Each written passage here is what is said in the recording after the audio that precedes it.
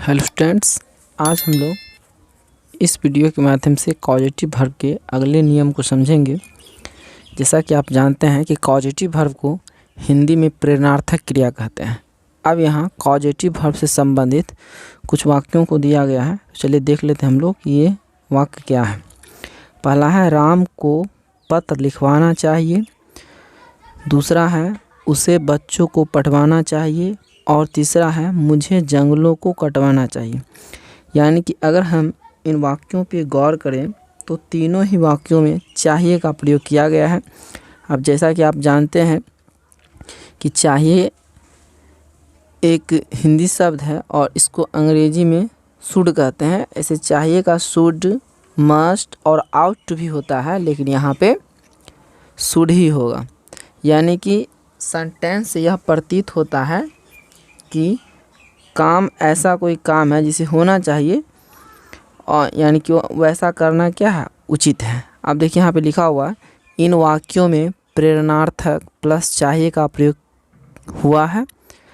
अब हम देखेंगे इसके स्ट्रक्चर और इस स्ट्रक्चर के माध्यम से हम सेंटेंस को हल करेंगे। तो इसका जो स्ट्रक्चर है, स्ट्रक्चर इस प्रकार से दिया हुआ है। Subject plus should plus have या get plus object plus past participle.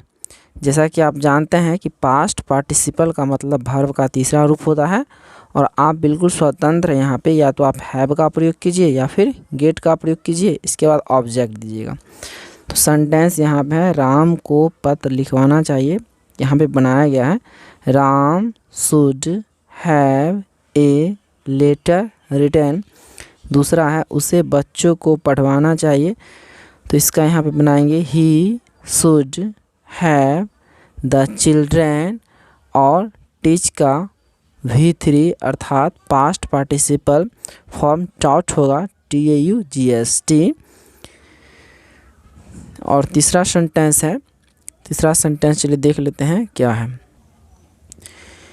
तीसरा सेंटेंस है मुझे जंगलों को कटवाना चाहिए। तो यहाँ पे मुझे का आई होगा I should get the forest. और कट मतलब काटना होता है और कट का पास्ट पार्टिसिपल रूप अर्थात V3 कट ही होता है, तो इसको ऐसे बनाएंगे I should get the forest cut. So students, I hope कि आपको यह रूल समझ में आ गया होगा। धन्यवाद।